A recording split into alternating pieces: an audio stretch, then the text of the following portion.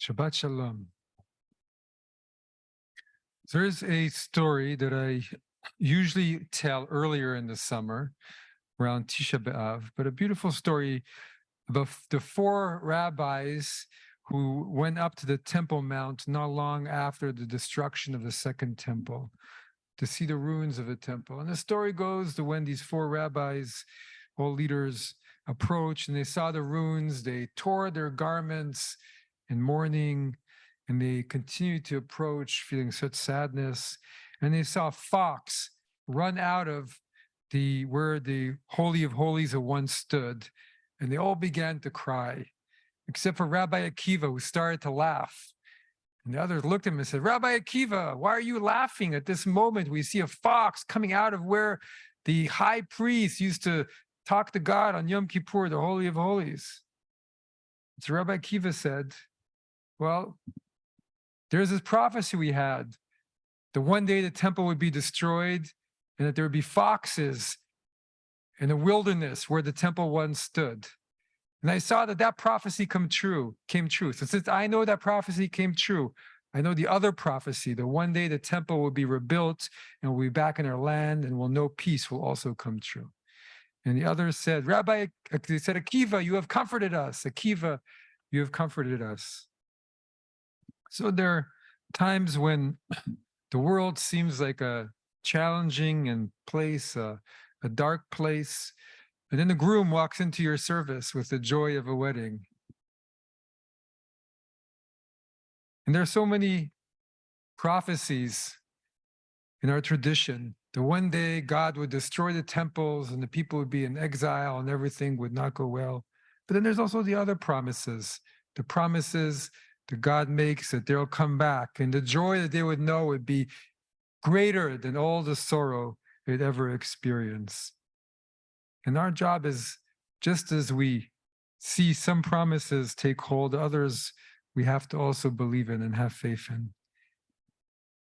And that was the case for 2,000 years of Jewish history.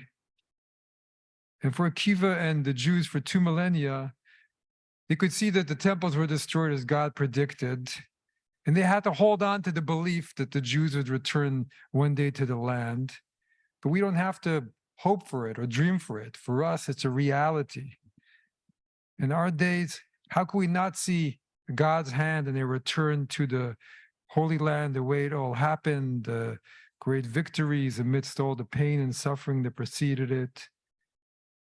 Even as it grapples with all the problems of real life and deep problems and struggles, but yet we can still hold on to, if there was that promise that came true and the other promise is only still partially true, we have to believe that if we put all our heart into it, we'll still see the rest of it to be fulfilled.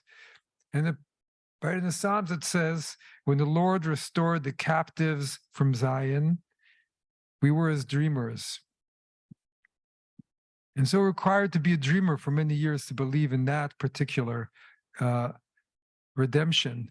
And yet it happened. We saw dreams come true before our eyes. And now we take it all for granted. We don't even think of it. It should give us some comfort that those promises do also come true. And so our portion 1 week before Rosh Hashanah, every year, Nitzavim, and God tells the people about some of the way their history is going to go. That when all of the things good and bad happened are all inscribed in the book, and then you return to God, Adonai, and you and your children heed God's command with all your heart and all your soul, just as I enjoin you upon this day, then your God, Adonai, will restore your fortunes and take you back in love, and God will bring you together again from all the peoples where your God, Adonai, has scattered you. Even if you're outcasts or at the ends of the world, from there your God, Adonai, will gather you. From there God will fetch you, and your God Adonai will bring you to the land that your fathers possessed, and you shall possess it. And God will make you more prosperous and more numerous than your ancestors.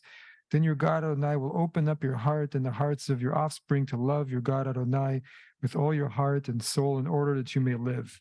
And in the Hebrew, it's not really open up your hearts, it's circumcise your hearts. And these words were written thousands of years ago, but you look at the last 75 years and you think, wow, I can apply some of them to what's happening.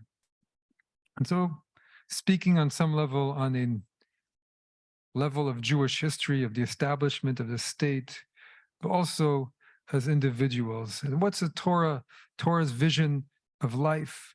The vision of life is that there are all kinds of cycles. There's ups, there's downs, there's joys, there's sorrows. But through all of it, our hearts are being circumcised. Through all of it, we're learning how to love better. We're learning how to be better human beings. We're learning how to be our true souls. And the result of all of it in the end is that there will be redemption. And that's what we are asked to hold on to, the hope that we're asked to hold on to, that the promise of redemption will come true just as all the other promises.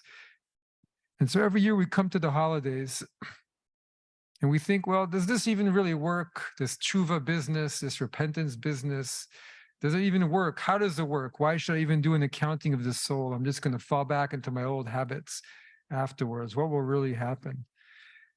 But the Torah is saying that even at the very depth of the cosmos, there's a promise.